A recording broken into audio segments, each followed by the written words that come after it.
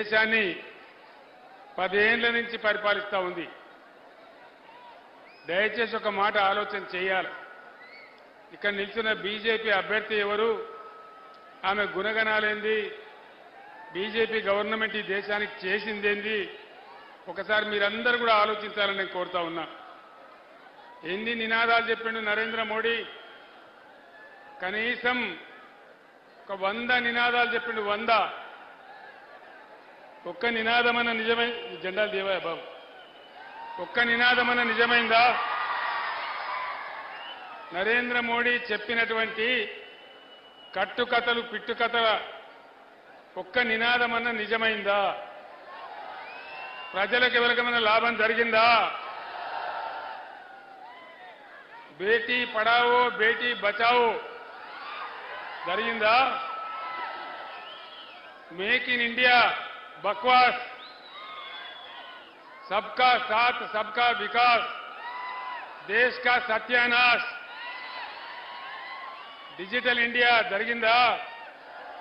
వినబడతలేదు. अच्छे दिन వచ్చిందా? సచ్చే దిన్ వచ్చిందా?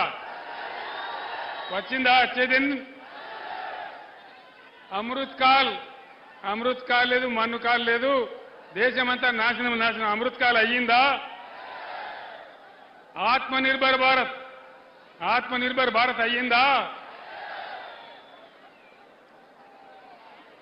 జన్ధన్ యోజన ఏమైనా లాభం జరిగిందా? ఫసల్ బీమా ఏ రైతు కన్నా వచ్చిందా? దాని తదనంతరం అన్నిటికన్నా ముఖ్యమైంది, నేను గెలిస్తే ప్రతి కుటుంబానికి 15 లక్షలు వస్తాయి. ఇది నరేంద్ర మోడీ 10 ఏళ్ల కిందట చెప్పిండు. వచ్చినాయా ఎవరికన్నా? అన్న సప్పుడు నిలబడతలేదు. 15 లక్షలు వచ్చినాయా? ఇవన్నీ చేసినందుకు నరేంద్ర మోడీ విశ్వగురువా? పాలమూరు ఎత్తిపోతల పథకం కట్టుకొని 100 ఉత్తరాలు రాసినాం, బతిమాలినాం. పాలమూరు వెనుకబడ్డ ప్రాంతం, మాకు జాతీయ హోదా ఇవ్వండి అని అడిగినాం. ఇచ్చిండ్రా?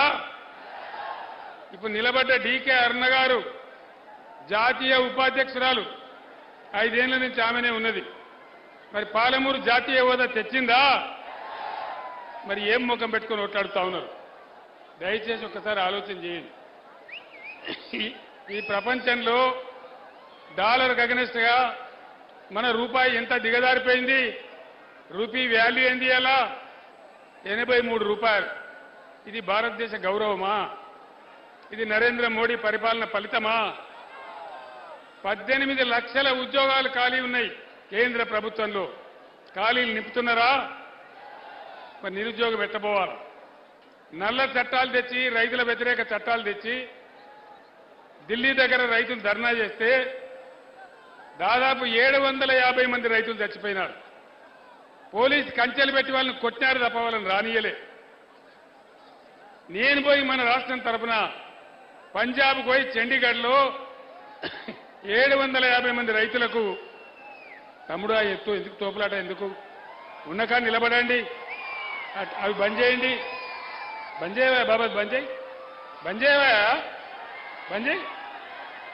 ఎందుకా తోపులాట? అది నేను 10 నిమిషాలు మాట్లాడి ముగిస్తా, ఉండొచ్చు కదా. ఆ పెద్ద ఆయన దోస్తున్నావు పాపం నువ్వు.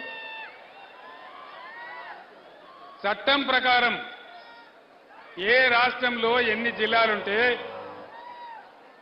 అన్ని జిల్లాలకు కేంద్ర చట్టం ప్రకారమే నవోదయ పాఠశాల ఇవ్వాలి. మనం 33 జిల్లాలు చేసుకున్నాం. ఒక్కటన్నా నవోదయ పాఠశాల ఇచ్చిందా మోడీ? మరి మన రాష్ట్రానికి, కొత్తగా తెచ్చుకున్న రాష్ట్రానికి, పేద రాష్ట్రానికి ఒక్క నవోదయ పాఠశాల కూడా ఇవ్వనటువంటి బీజేపీకి ఒక్క ఓటు కూడా మనం ఎందుకు వెయ్యాలి? వేయచ్చునా? నేనేం చెప్తున్నా అర్థమైందా? ఏ రాష్ట్రంలో ఎన్ని జిల్లాలున్నాయో అన్ని జిల్లాలకు నవోదయ పాఠశాల ఇయ్యాలి. ఇది కేంద్ర ప్రభుత్వ చట్టం. నేను ఒక 100 ఉత్తరాలు రాసిన, అయ్యా మాది వెనుకబడ్డ ప్రాంతం మాది, ఇయ్యండి నవోదయ పాఠశాల అంటే ఒక్కటి కూడా ఇయ్యలే, ఒక్కటి కూడా. మరి అటువంటి బీజేపీకి మనం ఎందుకు ఓటేయాలి? దయచేసి ఆలోచన చేయండి. 157 మెడికల్ కాలేజీలు పెట్టిన దేశంలో మోడీ. మాకు 4 ఇయ్యవని బతిమాలినాం. ఒక్క మెడికల్ కాలేజ్ అన్న ఇచ్చిందా? మరి ఎందుకు ఓటేయాలి మనం? నేను యువకులతో దయచేసి ఒకటే మాట మాట్లాడుతా ఉన్నా. భవిష్యత్తు మీది, తెలంగాణ మీది, ఈ దేశం మీది. ఎవరు పనిచేస్తారో, ఎవరు న్యాయంగా ఉంటారో వాళ్లకు ఓటేస్తేనే మన బతుకులు బాగుపడతాయి. పని చెయ్యని వాళ్ళకేస్తే ఇబ్బంది పెడతాడు. ఇవన్నీ బోను. నరేంద్ర మోడీ ఒక మాట చెప్పిండు. ఏం మాట? కేసీఆర్ వ్యవసాయ బావుల కాడ నువ్వు తప్పకుండా మీటర్లు పెట్టాలి. మీటర్లు పెట్టకపోతే సంవత్సరానికి 5,000 కోట్ల గ్రాంట్ ఏదైతే ఉందో దాన్ని బంద్ చేస్తా అని చెప్పినాడు. నేను చెప్పిన నరేంద్ర మోడీ, నా ప్రాణం పైన నా తలకాయ దిగినా నేను మీటర్లు పెట్టా అని చెప్పిన. మీటర్లు పెట్టానా వద్దా అన్నా? వినబడతలేదు. మీటర్లు పెట్టానా వద్దా? మరి అలా నరేంద్ర మోడీకి ఓటేస్తే జరిగేదేంది? నరేంద్ర మోడీకి ఓటేస్తే మేం మీటర్ పెట్టు మనంగా కూడా, మీటర్ పెట్టమని చెప్పంగా కూడా రైతులు మాకే ఓట్లేసిండ్రు కాబట్టి ఖచ్చితంగా మీటర్లు పెడతా అంటాం. ఇప్పుడున్న ముఖ్యమంత్రి చోటేబాయ్, నరేంద్రబాయ్, బడేబాయ్. చోటేబాయ్ కోటేసినా, నరేంద్ర మోడీకి ఓటేసినా ఒకటే. ఈడ చోటేబాయ్ కోటేసినా పెద్దన్న పెట్టమంటాడు, పెడతా అంటాడు. బీజేపీ కోటేసినా గ్యారంటీ పెడతారు. మరి మీటర్లు పెట్టించుకోవడానికి బీజేపీ కోటేయన్నా? పెట్టుకోవన్నా మీటర్లు? దయచేసి ఆలోచన చేయాలి. 7 మండలాలు మన ఈ గుంజి ఆంధ్రప్రదేశ్కి ఇచ్చిండు నరేంద్ర మోడీ. 400 మెగావాట్ల సీలేరు పవర్ ప్లాంటు కరెంటు ఉత్పత్తి చేసే కేంద్రాన్ని మనది గుంజి ఆంధ్రాకి ఇచ్చేసిండు. మరి ఇటువంటి నరేంద్ర మోడీకి ఎందుకు మనం ఓటేయాలి? తెలంగాణ ఉద్యమం మనం చేస్తుంటే ఆంధ్ర వాళ్ళు మన నీళ్లు ఎత్తుకొని పోతా ఉంటే ఇక్కడి నుంచి కాలువ పెట్టి వాళ్ళ ఆనాడు రఘువీరారెడ్డి పాదయాత్ర చేయడానికి వస్తే ఇదే డీకేఆర్ను పోయి మంగళారతులు ఇచ్చి, అయ్యా నువ్వు మంచిగా తీసుకుపోతున్నావు మా తెలంగాణ నీళ్లు తీసుకుపోని మంగళారతి పెట్టింది. ఈమెకే మనం ఓటేయన్నా? దయచేసి ఆలోచన చేయాలి. డీకేఆర్నకు ఓటేయడం అంటే ఏంది? వీళ్ళు మనకు అక్కరకు రాని చుట్టాలు. ఈ బీజేపీ అక్కరకు రాని చుట్టము, మొక్కిన వరం ఇయని వేల్పు, మోవరమునదా ఎక్కిన బారిన గుర్రము, గ్రక్కున విడువంగవలవి అని చెప్పింది. మరి అదేవిధంగా ఎందుకు భారతీయ జనతా పార్టీకి మనం ఓటేయాలి? దయచేసి ఆలోచన చేయండి. మన కన్ను మనమే ఒడుచుకుందామా? మనకు విషయం ఇస్తే మనమే తాగుదామా? దయచేసి ఆలోచన చేయండి.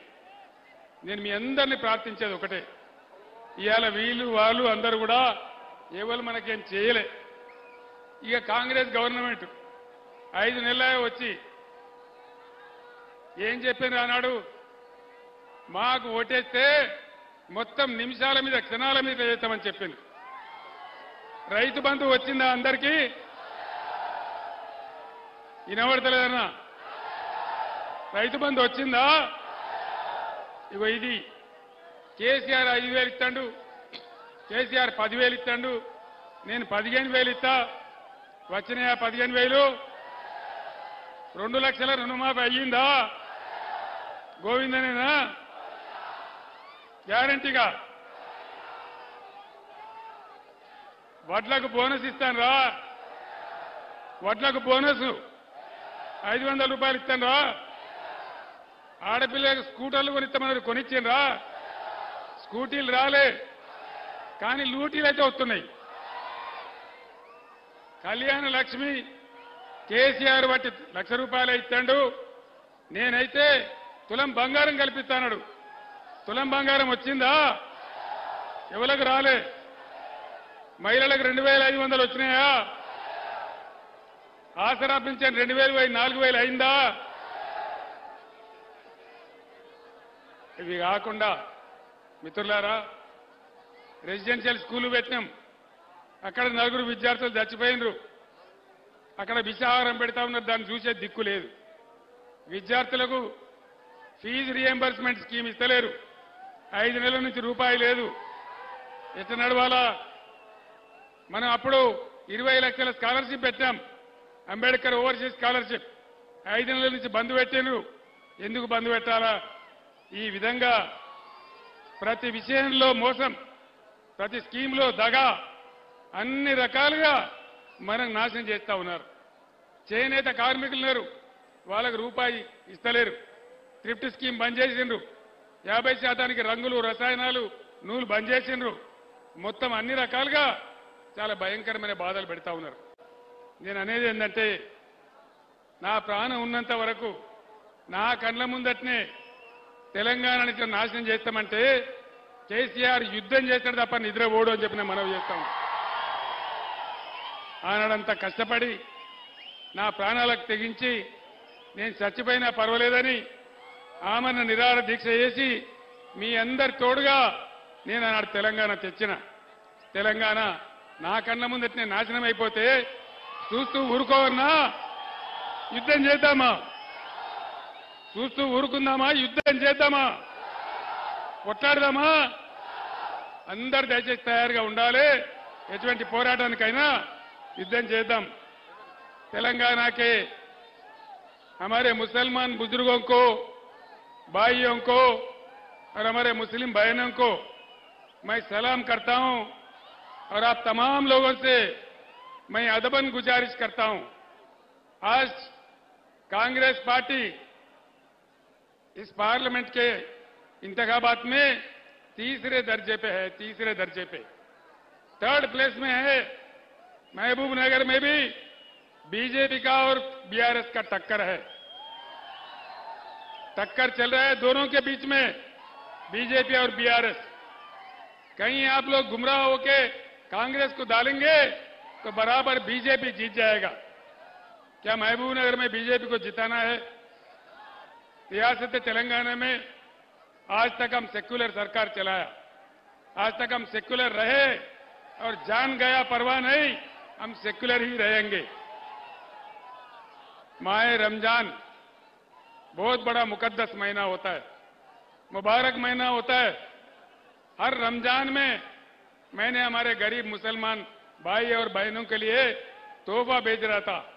क्या इस बार रमजान में तोहफा मिला? क्यों नहीं मिला? क्या वजह है? इसके पीछे कौन है? ये क्या इंसाफ है? आप लोग जानिए, हिंदुस्तान में पहली बार, पूरे हिंदुस्तान में पहली बार हमारे मसाजिद में अजान देने वाले मौजम साहब को और हमारे तमाम लोगों को नमाज पढ़ाने वाले इमाम साहब को पहली बार हिंदुस्तान में हमने तनख्वाह दिया. किसी ने दिया? कभी देखा हमने तारीख में? किसी के पास दम मत नहीं था, डरपोक लोग थे. यही कांग्रेस हमारे से पहले 50 साल हुकूमत किया, क्या उन्होंने दिया? गौर कीजिए, उस दिन भी तेलंगाना के लिए मैं अकेला ही चला था जानिबे मंजिल, मगर लोग आते गए, कारवां जुड़ता गया. एक साबित हुआ उन दिनों जब तेलंगाना का जद्दोजहद मैं कर रहा था. मैं साफ कह रहा था कि अल्लाह के घर में देर है लेकिन अंधेर नहीं है. और अल्लाह का करम हुआ, अल्लाह का करम हुआ, तेलंगाना हासिल हुआ. एक बार भी हमारे 10 साल के हुकूमत में कोई दंगा फसाद नहीं था. सभी अमन के साथ थे. किस प्रकार से हमने आपके बच्चों के लिए रेजिडेंशियल स्कूल खोले हैं, ये आपके सामने है. किस प्रकार से हमने पैसे अकलियती बहबूदी के लिए खर्च किया है, ये आपके सामने है. इन तमाम चीजों के मद्देनजर मैं आपको प्रॉमिस करता हूं, मैं आपको यकीन दिलवाता हूं, बीआरएस एक सेक्युलर पार्टी है और हमेशा सेक्युलर पार्टी रहेगा. यहां से अगर आप गलती से, अगर आप किसी वहम में जाके कांग्रेस को वोट दिए तो यहां बीजेपी एमपी जीत जाएंगे. बीजेपी एमपी जीतना हमारे लिए अच्छा नहीं है. इस रियासत के लिए अच्छा नहीं है। इसलिए मैं आप तमाम लोगों से अदबन गुजारिश करता हूं कि जरूर श्रीनिवास रेड्डी साहब को जिताइए। ये सेक्युलर आदमी है। సోదరులారా, ఇలా బీజేపీ కాంగ్రెస్ నేను ఒక్క మాట చెప్తా. బీజేపీ వస్తాడు, కాంగ్రెస్ వస్తాడు, బీఆర్ఎస్ బీజేపీకి బీ టీం అంటాడు. వీడు వానికి అంటాడు, వాడు వీనికి అంటాడు. కానీ మొన్న భువనగిరిలో ఏం జరిగింది? భువనగిరి మున్సిపాలిటీలో బీజేపీ కాంగ్రెస్ ఇద్దరు కలిసి బీఆర్ఎస్ మున్సిపల్ చైర్మన్ తీసేసి ఇవాళ అక్కడ Congress municipal chairman, BJP vice chairman ఇది జరుగుతూ ఉంది. కాబట్టి మీ అందరినీ కోరుతా ఉన్నా, ఈ రెండు పార్టీలు ఏకమై ప్రాంతీయ పార్టీని దెబ్బతీసి ఇక్కడ వాళ్ళ ప్రాబల్యం మెచ్చుకునే ప్రయత్నం చేస్తా ఉన్నారు.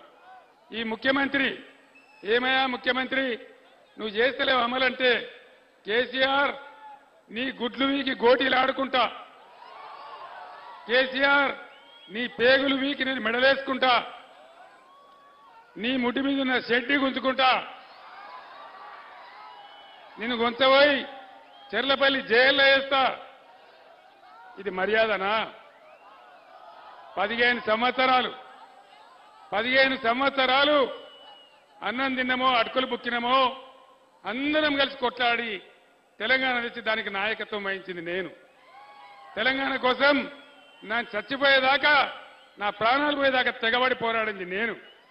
నన్ను పట్టుకొని ఇన్ని మాటలు మాట్లాడమా? 10 సంవత్సరాల పాలన ఎట్లా ఉండే? కరెంట్ ఎప్పుడైనా పోయిందా? ఇవాళ వస్తుందా? అంటే ఏం దుర్మార్గం ఇది?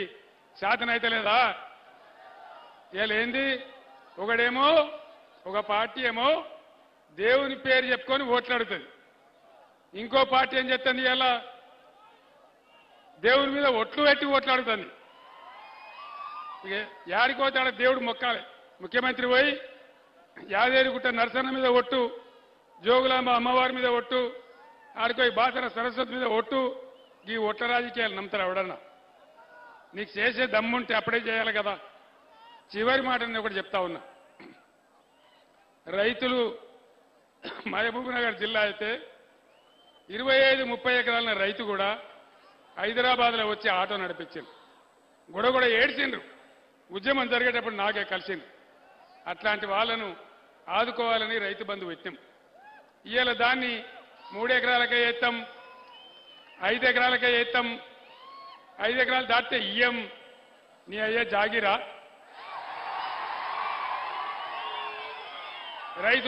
రైతులు తెలంగాణ బిడ్డలు కారా?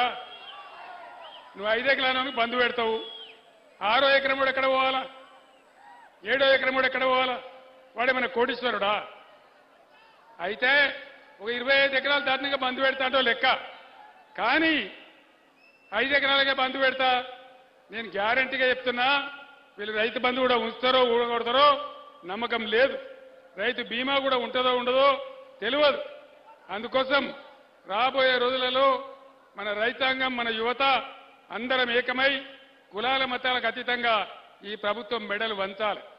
మెడలు వంచాలంటే బీఆర్ఎస్ కు బలం కావాలి. బీఆర్ఎస్ కు మీరిచ్చేదే బలం. ఇక్కడ శ్రీనివాసరెడ్డి గెలిస్తే మహబూబ్ నగర్ బీఆర్ఎస్ బలం వస్తుంది. కాబట్టి దయచేసి నేను మీ అందరినీ కోరుతా ఉన్నా, బీఆర్ఎస్ కు మీరు ఇచ్చే శక్తి అది మీ శక్తే, మీకే ఉపయోగపడుతుంది.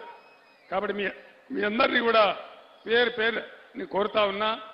నేను వచ్చిన ఈ సందర్భంలో అపురూపంగా ఇంతకుముందు నేను ఎప్పుడొచ్చినా కూడా రానటువంటి పద్ధతిలో బ్రహ్మాండమైన ఊరేగింపు తీసి అద్భుతమైన సమావేశం పెట్టినందుకు మీ అందరికి కూడా నేను ధన్యవాదాలు తెలియజేస్తా ఉన్నా. మీ అందరికి నేను ధన్యవాదాలు తెలియజేస్తూ నేను సెలవు తీసుకుంటా ఉన్నా. జై తెలంగాణ! కారు గుర్తుకే జై తెలంగాణ! ధన్యవాదాలు. అల్లాడిన పొలాలు అడుగంటిన జలాలు, అల్లాడిన పొలాలు అడుగంటిన జలాలు, గొల్లు మంటూ గోసరిల్లె రైతు గోస చూసినాడు. అది గదిగో బయలెల్లినాడుగా మన కేసీఆర్ సారు పేదోళ్ళ తోడుగా.